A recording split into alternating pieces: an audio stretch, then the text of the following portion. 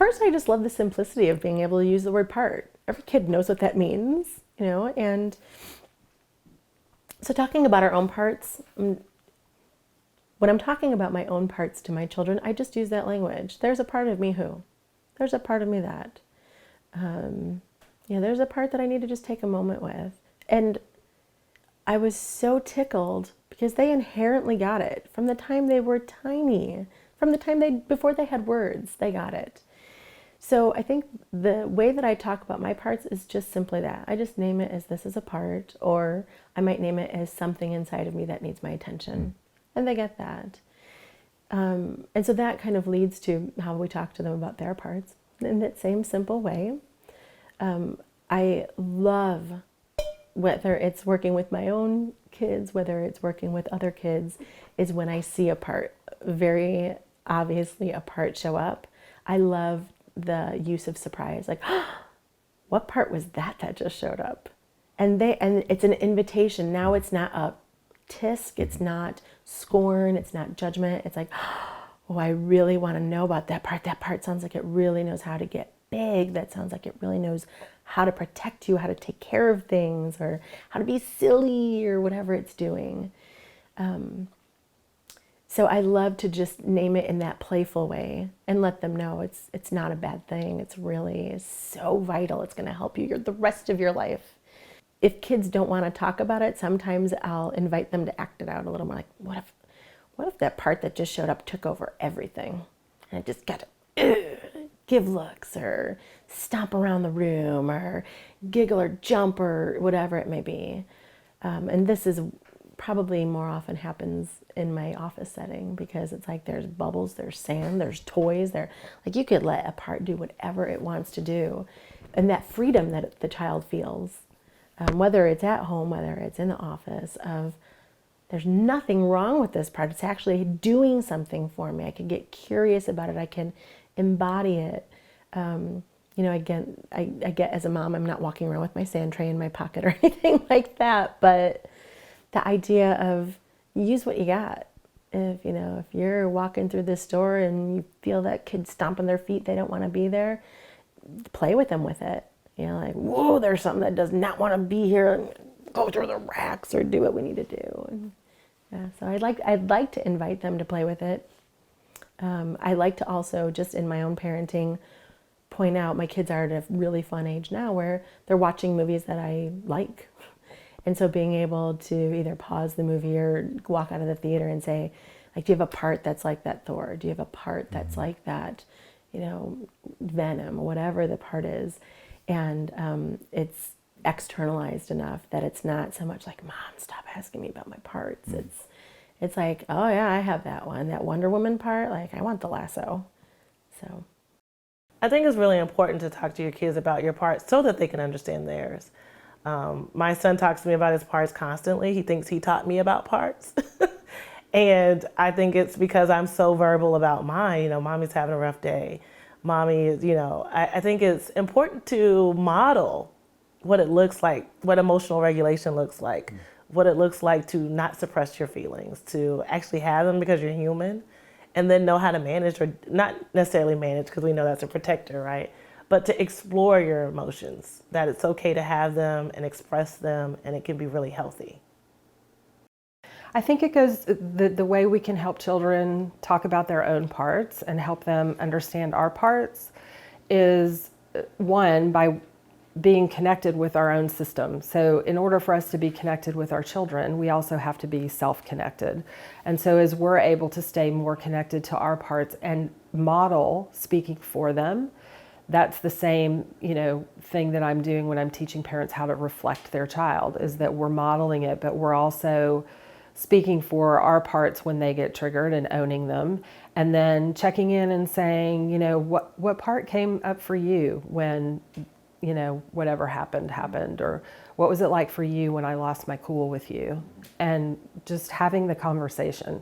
So a lot of it is just about staying in conversation with our children, and that's what builds and strengthens that, cable of connection that I mentioned earlier. So projecting our exile fears onto our children is a really common human natural thing for us to do. An example that I can think of is that I remember when I was in middle school, I had a friend group that kind of broke up and some friends that betrayed me. And my daughter had the exact same thing happen. And so when I saw that happening to her, it was triggering this junior high kid inside of me that wanted to go kill the other girls, that wanted to really let them have it. And that wasn't going to serve my daughter. And so I had to sit and work with my parts about what did I need back then that I didn't get, what would have been helpful for me. And had I had a mother who was aware of what was going on and who was connected with me and able to sit down and kind of help support me through that process, it would have been very empowering. And so that's what I was then able to do with my daughter. So I think, exiles are going to get triggered inside of us that we may not even remember or know that they're there. And that's why being present to our own process as we're parenting is so important. And knowing when we've been triggered and when this is coming from, when what we're saying to our children or the way we're responding to their experience is more about us than it is about them. And we all do it, to different degrees. Yeah. It's human nature. Well, so one of the most beautiful gifts of that, I believe, is that it recognizes we all have exiles. Everybody has exiles. Everybody has protectors. And very often we just grew up in an environment where those exiles had to be pushed down. Those protectors had to show up to survive. And very often we don't even know those exiles are there. So we're going along, we're parenting, that baby starts crying uncontrollably, and up pops my own exile of, I'm not enough. I can't handle this. So our exiles arrive precisely when we're parenting, because parenting is such a vulnerable adventure and path that we're following, and there's no guidelines that say, if you do it this way, everything will turn out all right. And so my experience is that our exiles pop up and immediately call upon our protectors to either shove them back down or lose control. And parenting, while we have control, we are not in control. We are not in control, which might not be very conventional to say. The exile that I am holding said, this is what you need to do in order to be loved. You need to perform. You need to be the best. You need to not make mistakes. Lots of perfection and shaming messages. And part of that might come out in the way of, well, one of the things that I do to stay lovable is I make everybody happy. And now I have a child who is doing something that maybe is not making everybody happy. And I might just jump right in because my exiles are thinking, oh, my child's going to be ostracized, not going to be loved. I'm not parenting him well. I'm not parenting her well. Because a good mom would have already fixed this up. So I think that our exiles could jump out ahead of us and land on our kids, like directly land on our kids. My part that needed to be perfect is now telling my child, you need to be perfect. And again, I think that some of those legacy burdens tie in here, in that there's sometimes just that subtlety of, I notice my child is anxious. And all of my own parts start swarming around, oh, I grew up in a house that was anxious. I grew up in a chaotic environment, and I need to squash this immediately. And so I don't allow for my child just to have his part. It's just a part. And teach him that it's just a part. We can love it. We can take care of it. We can unburden it. Wir können davon ausgehen, dass Kinder, die sich in irgendeiner Weise auffällig verhalten, überfordert sind oder in Not. Kein Kind ist von Haus aus feindselig oder aggressiv. Es entwickelt Aggression als Strategie, um aus einer Notsituation herauszukommen. Um dem Kind helfen zu können, müssen wir erstmal herausfinden, womit es überfordert ist oder was ihm fehlt. Und dazu ist die IFS-Methode sehr gut geeignet. Wenn man Kindern nicht einen Stempel aufdrückt, indem man sagt, du bist so aggressiv, du bist faul, du bist so ein Schisser, sondern es vielleicht so ausdrückt, da gibt es wohl einen Teil in dir, der wird schnell wütend, der ist schnell erschöpft oder der ist sehr vorsichtig. Dann ist allein diese Sichtweise für das Kind schon so entlastend und auch für alle, die mit diesen Kindern umgehen. Das Kind kann lernen, mit diesem Teil zu kommunizieren, seine gute Absicht herauszufinden und es schließlich besänftigen. Und die Eltern können ihr Kind dabei unterstützen, dass dieser Teil nicht immer mit ihm durchgeht. Denn er hat ja schlimme Nebenwirkungen. Zum Beispiel ein Kind, das aggressiv reagiert, das bekommt zwar die ersehnte Aufmerksamkeit, aber meist nur zu dem hohen Preis von Schelte oder gar Schlägen. A lot of parenting is about modeling because they're watching us, and what we do is way more important than what we say. And they know, like I said, they're great intuitors, and children know when we're not being honest, or they know when we're, kind of doing a double standard and not walking the walk, but just talking the talk. So it's about trying to be authentic and connect with your child in an authentic way. I think for him, like I said, we speak in parts language.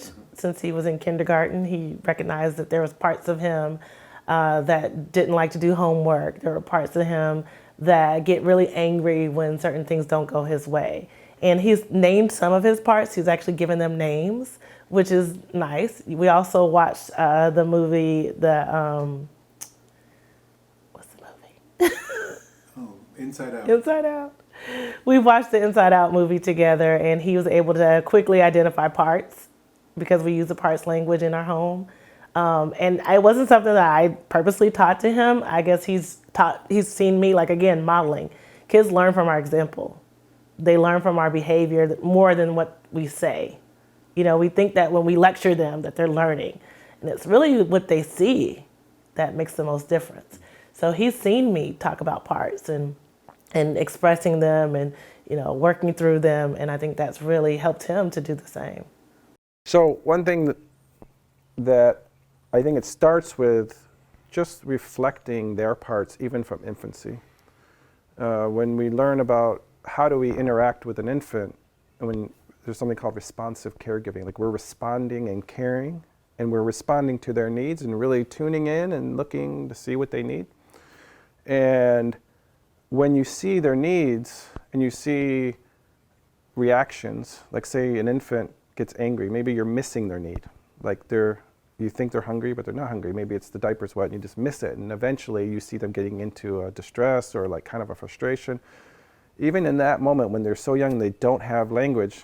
They are building receptive language, even though they don't have expressive language, because they're listening and taking in, to say, whoa, there's a part of you that's so frustrated right now. And it becomes normalized from the day they're born, that when they have parts that are expressing, and you can tell when somebody's in self because they're calm and curious and playful and open and willing to try new things. But when they're not, you kind of like a parts detector, like, oh, there's something in there that's up. And I'm not going to always, maybe for an infant I might say that, but as you get older, I try to steer away from naming the part, like, oh, you have this part, because that's like, I don't get to tell you who your parts are. But I will say, it seems like you might have a part that's angry with me right now. Is that right? I think as a parent, it's really easy for our fears to come forward. Like we're afraid something's going to happen to them. They won't be okay. They won't be healthy. And I think that our exiles fully believe that these fears are valid, of their own fears. So if an exile feels that it's not lovable, if it feels like the world is going to come crashing down, or if it feels like people won't like us, then oftentimes if we're letting ourselves be blended, or even if that part is in the lead, we're going to be teaching our children how to avoid that. And in the teaching of how to avoid feeling like I feel, we're creating space for that fear to exist. We're almost saying, like, be careful of Like you mentioned a couple stories, right? That is dangerous, but I'm not giving you an explanation. So it's just like, that's dangerous. So I might say, be careful of, my daughter was terrified that she was going to get stolen because I contributed to this. I had some deep fear that I will lose this love, like this child will be gone. And like almost for me, I have a lot of parts that didn't feel fully loved, like fully engaged love. And then you have this child and like, you gotta be careful because those parts are like, now I have it. You have to be more, yes I do, but I need to be in self with that, not that those parts lead my parenting. But that part could be so scared of losing this love that I could be like, honey, when you go, you gotta look for people. And if you see a car coming, you need to turn around and walk the other way. And like, you don't, wait for me, don't go outside, like wait inside and I'll come pick you up. My daughter she's terrified of being kidnapped. So my own fears of losing love I've totally projected that to her. And so we just operate from the fear. Like for instance, I could come to you and say, if I assume you're mad at me, I could probably get you to be mad at me. Because I'm going to create all the conditions of that you're already mad at me, like acting weird around you, like Derek, hey, like, and then eventually you become mad at me because I've set that up. And I think we do that with our kids. Like we're trying to protect them so much that we create the environment that's all they have to do is step into it, and they take on our fears. And it also, fear typically means there's something unsafe here. It's not stable. So we're transferring unsafety. You're not safe. And I think our job is, okay, my job is to help you feel safe. And my job is to teach you about precautions of the world. But my main message is trust people, trust the world. This is what you do when something funny like when you feel a funny feeling, that's all you need to know. Like when you feel something's not just right, listen to that, and you'll if you're in self, or if you feel that there's wisdom there, right? So I don't have to tell you that somebody's going to take you and somebody's going to throw you in the back of their van, all that kind of stuff that my parts are freaking out about. Well, we're calling self-led parenting really is mostly about doing our own work inside of us and catching the parts of us that are being reactive and extreme with our kids. So those would include things like yelling and otherwise losing your temper, being physical, using shaming tactics, humiliation, and other modes of social control that we were subjected to. So the antidote to these things and a way of getting to that state of self-leadership is through being curious. And just wondering why I'm reacting the way I'm reacting, being curious about how our child is reacting, also being aware of their developmental stage and maybe having a little knowledge of child psychology, human development, because people do go through different stages as they grow, and children go through stages very quickly. And it's a lot of times very confusing to parents when they have a child who thinks and behaves one way that they're used to, and then all of a sudden they wake up one morning and the child has made some sort of transformation in their sleep. And they don't know this child, and they think that the child's strep or something. When really what they're doing is they're expressing their hormonal shifts. So I think that it's a real paradigm shift to think of parenting in this way, and that it's something that is not easy to learn on your own. I think, first of all, having a therapist who can help you and help your family kind of communicate in a more self-led way using the IFS model is kind of an approach that's available right now. Another approach would be to have self-led parenting learning opportunities, such as parenting classes based on IFS, training pediatricians in the IFS model, and other caregivers that interface with families. Children are very resilient, and if they carry a lot of self-energy, they actually are very sensitive to picking up on the parts of their parents that are being reactive. If a child has exposure to enough adults that have self-energy, that can provide them with reality testing when people's parts become extreme toward them, then they don't necessarily take it in as a personal wounding, and they don't pick up the experience as a burden. So, these kind of experiences that children have from adults that might be even shaming or punishing don't necessarily provide a traumatic impact.